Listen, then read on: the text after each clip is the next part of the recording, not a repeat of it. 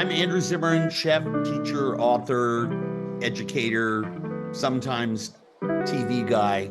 And mental health awareness and resolution has been something that has been part of my daily life since I was an early teen. And I prioritize wellness in my life as best I can on a daily basis, sometimes on an hourly or minute by minute basis. So I have some ideas that I'd like to share with all of you about how one might be able to put oneself in a better position to succeed and be less prone to the mental health pitfalls that affect every single one of us. Our adults are lonelier and more isolated than ever. Mental health issues, and we believe that some of it has to do with some removal of stigma, in that more people are willing to come out and say, hey, I have this problem. But numbers are skyrocketing across every spectrum of our country's population, every demographic. I've not seen yet a group, a good-sized group. I'm sure there are some very small pockets of enthusiasm for not using social media, and pockets of enthusiasm for people that are pursuing different types of wellness. But in general, we have become a less healthy nation this way. And I think it's very dangerous. Obviously, we all want to feel connected to something bigger. That's what we are as human beings, right? We want to know our relationship to the rest of the world around us. When you look historically back at the last sort of 30,000 years, going back to the earliest cave paintings, you look at any art form, books, music, painting, poetry, art form, modern art form today. Look at our own music, look at our own art, look at our own things that we create on social media. We are all searching to find and define our place in the world in relationship to other people. And a lot of that has become exacerbated and very dangerous on social media because we compare how we feel on the inside with how someone else looks on the outside, right? I think this is a very, very dangerous thing. It's why I believe the disinformation that's rampant out there. And by the way, I'm not talking about, some horrific international espionage act. I'm talking about someone posting, look at how beautiful I am, look at this party I'm at, and someone else saying, oh my God, I'm not beautiful, I don't go to parties, and it just exacerbates this negative feelings about themselves, when in fact the person posting that is using some filter that makes them look better, and the party that they're at has 4 people and a crappy DJ, right? It's what we see is not always the truth. So having said that, I think the solution actually is informing other social connections with other people in real life. And anything that we can do to be with other people, exchanging ideas, talking, working. I'll give you a great example.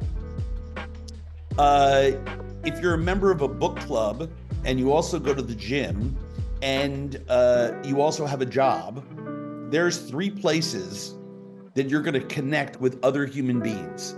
And the degree to which you participate in the lives of those other human beings, hey, let's have coffee afterwards. Hey, let's try to be with each other in a different way. Accelerates our feelings of and our interdependence on other people. One of the biggest issues that we have, especially with young people, is that life is fired at us at point blank range, literally. The phone rings and a job is lost, a parent is sick, a dog passes away, circumstances change in life instantaneously.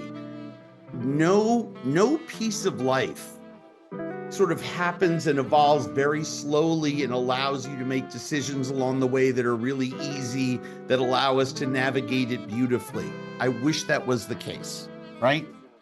So what I would want to encourage young people to do is establish communities. You want to stay on social media? I'm not going to tell you to put it down. But the degree to which you prioritize other communities that are in-person communities doing things that you enjoy. You enjoy cooking, be in a community where people are cooking together. Maybe cooking for volunteering once a week somewhere. You have to be aggressive about creating communities where you're interacting with other people. That's number one. Number two, you have to find a sense of empathy and humility about oneself. And that does not happen when you're young. That is something that's developed in your 20s and 30s. I did not develop it until later in life. And I regret it immensely. It's one of the few regrets that I have. And the way to do that, it sounds like really big words, you know, I mean, how do I do that? It's two-pronged. It's learning to use the sentence, I don't know how to do this, can you help me? I say it 10 times a day. Because the reality is I can pretend that I know everything about everything, but I don't. People like being asked to help someone. Human beings are designed to help people. And then the other thing that we need to do is we need to be of service to other people, right? One of the joys I have about working with CCAP has been my volunteerism. And while it's only a couple times a year, I do a lot of volunteering in other areas. I'm doing something almost every day that is designed for me to be of service to another human being. And when you are of service to another human being, it is a guarantee that you will not be thinking about yourself and your own problems. You will be focusing less on you and more on someone else. And just that simple act is a extremely freeing mental health exercise that pays huge benefits. It's like wanting to have big biceps and going to the gym and doing curls all the time, right? It just always works, right? Your arms are gonna get bigger. Doing things for other people is probably the biggest lesson in my life that I've learned to managing my own strange mental blank spots. I have a lot of mental health issues myself, and what helps me manage them is my service work. If someone is intimidated to compete in something because of what they see online, that is a huge national problem in everything we do. We see something online, we make a snap judgment about it, and then we behave a certain way, even though what we see online is not necessarily the truth.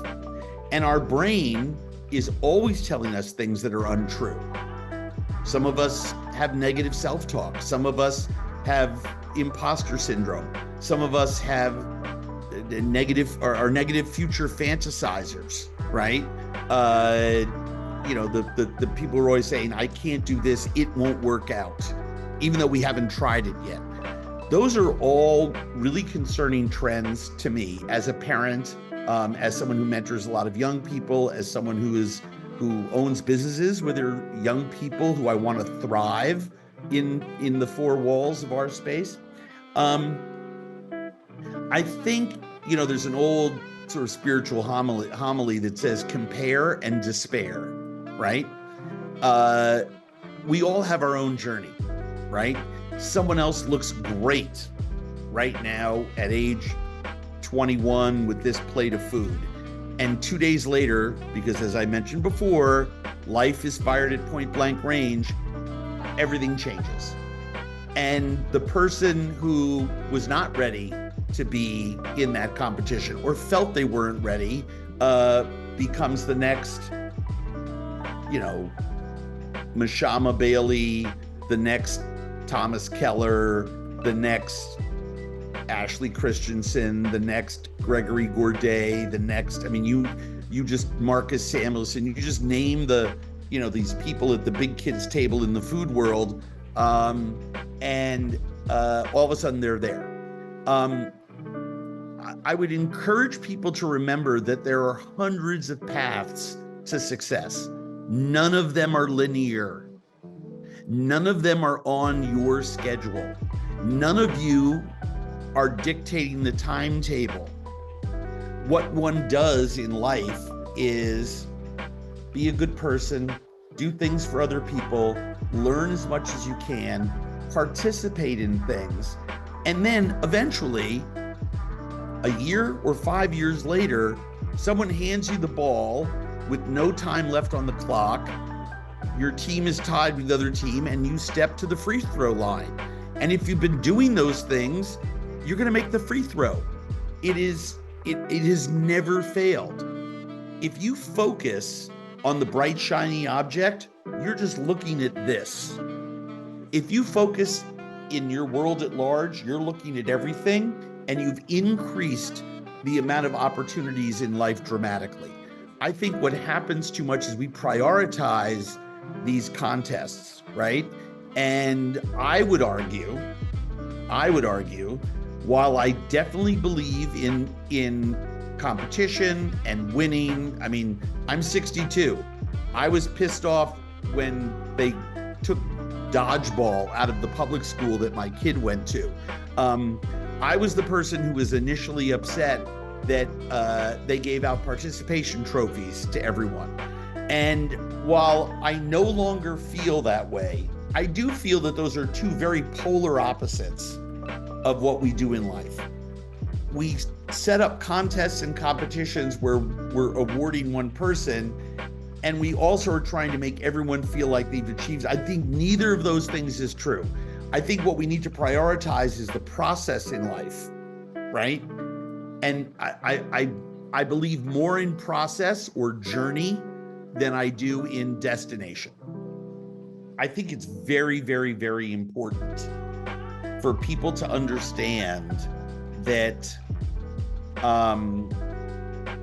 social media is a tool, right? It is not a way of life. And I would encourage people to take, if you think that you might be struggling with the impact that has on your life, do a simple experiment on your own. The only person who's going to know about it is you. Take a little hiatus from social media. Just put it away. Just turn it off. You still got to use your phone. I mean, I need my phone. I cannot function without it. I make calls on it. People can connect with me. I use it for research. There's so many tools on my phone that help me. I have a wayfinding device on there.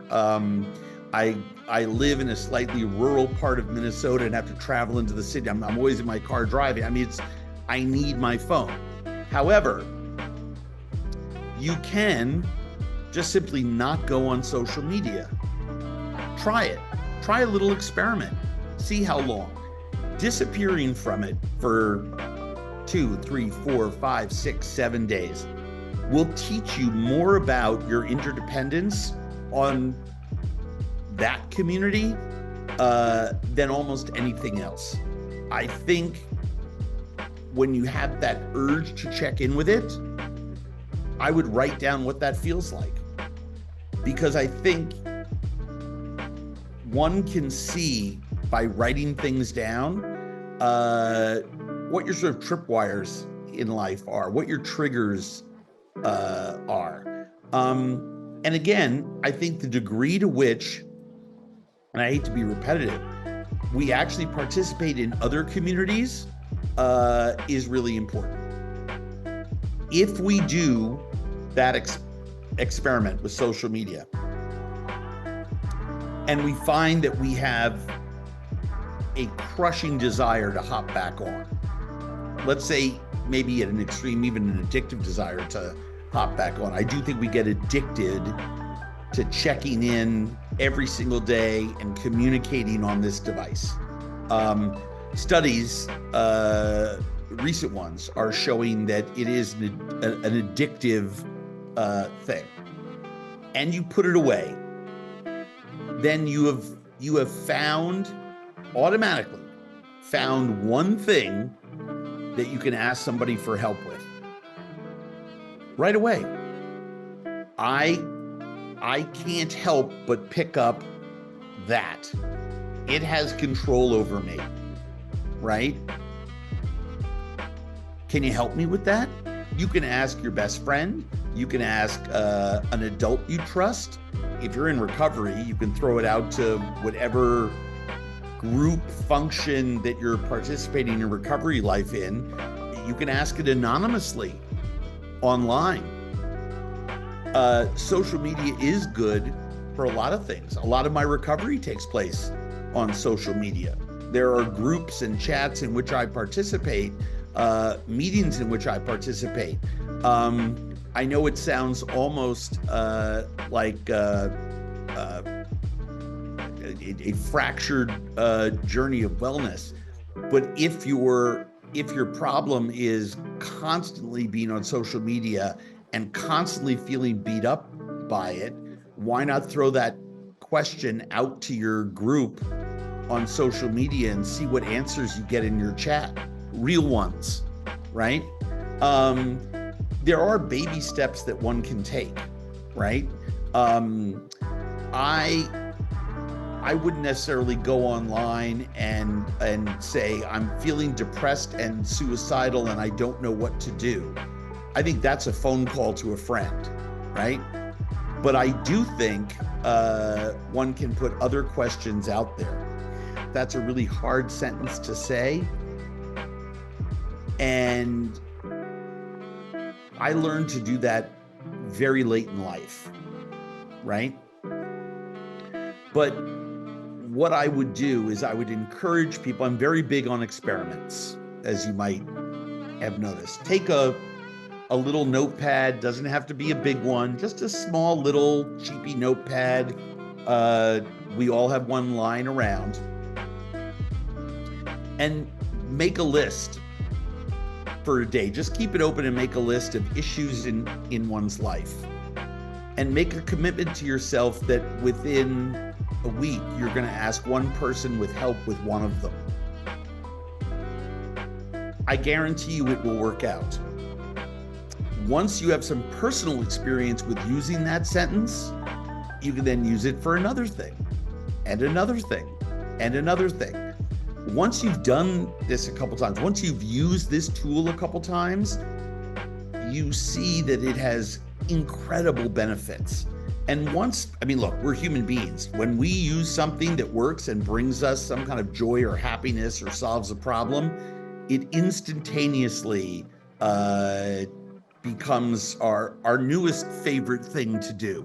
I have young adults that I mentor that almost become habituated to doing it, so much so that they walk around almost saying it too much each day. But it's a wonderful platform for self-evolution, for peace of mind. It's a wonderful platform for personal growth, and it's a wonderful platform for individual wellness. And it's one simple sentence, because it brings with it humility and connection immediately. I don't know how to do blank. Can you help me? Is one of the world's greatest problem solvers for our short-term and small day-to-day mental health pitfalls that we all have. One of the great things about the food business is that when you come into it as a culinarian, you do not know how to do most things. You think you know how to cut vegetables, you don't. You think you know how to saute, you don't. You think you know how to make sauces, you don't. You think you know how to be creative with ingredients, you don't, right? You cannot be creative with roasting chicken until you have perfected roasting chicken, right? It's that simple. Now, I'm not saying it takes that long to learn how to roast a chicken the right way, but it takes a little bit of time, right? And once you've done it once you've created the most simple of once you know how to make an omelet, it unleashes your creativity with eggs. Once you know how to properly roast a chicken, it unleashes your creativity with cooking that particular food. But along the way, we've learned already to ask for help, because if you're a student in a culinary environment, or a entry-level culinarian in a food service business, right, restaurant or other one, and you're just assuming you know how that restaurant makes their house vinaigrette, I don't know how you would imagine that. You have to ask someone to show you how. Frequently, someone comes up to you and hands you the recipe and says, here you go, there's the recipe, right? Go ahead. You invariably has to ask questions. How do you want it stored? How do you want it broken down? It's never a complete diagram for success with what it's done. So you already have experience sort of doing this thing. I would then translate that into a question for whoever you're direct reporting to. And maybe it's the manager, the chef, the owner of the business. Sometimes it's not, right? But if you go to whoever you direct report to and say, you run an abusive environment, you are making me feel less than, you are perpetuating a system that is harmful to others. I find that very rare in our business. It's not always that black and white. It's not a science fiction movie where, you know, there's evil people in the world. There's human beings making mistakes and learning and on their journey, and they have, just by default, maybe from their family of origin, maybe from the way they were trained or whatever, have created something where they need somebody to call them on their bullshit, right?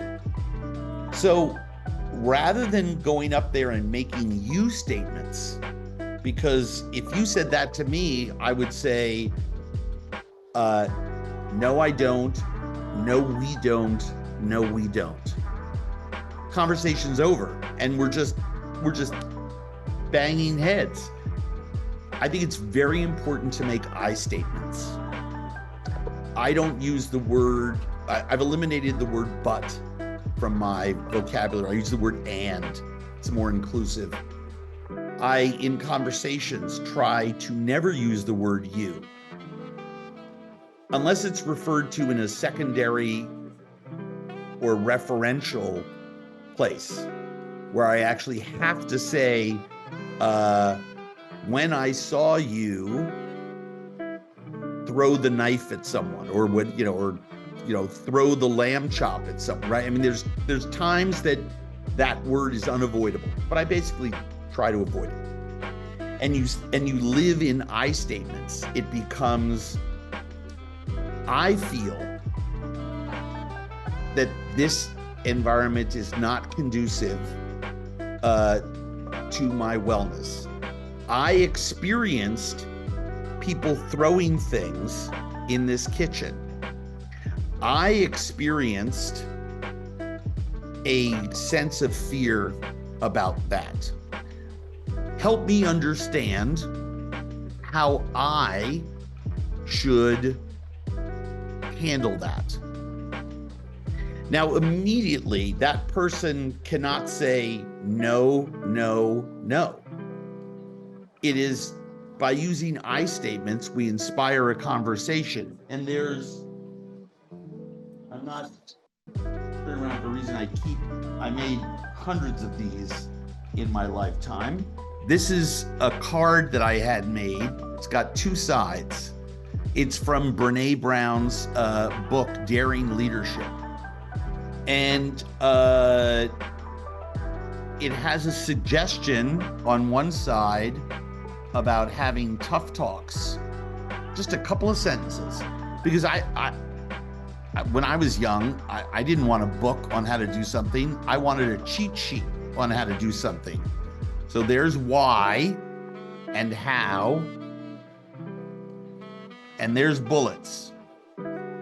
And what this says is during hard conversations on the big side, during hard conversations, when I feel myself reaching for my favorite armor, perfectionism, anger, being the knower, trying to control, emotional intensity, getting critical, I try to remember that the antidote to armoring up is staying curious. Now, that's a very long way of saying, don't get into your own head and you did that, you. And then it's a whole bunch of I statements. The story I make up in my head, ... I'm curious about ... Tell me more about ... I'm wondering ... Help me by the way, me is another form of I, right? Help me understand ... Walk me through that ... Tell me why this works ...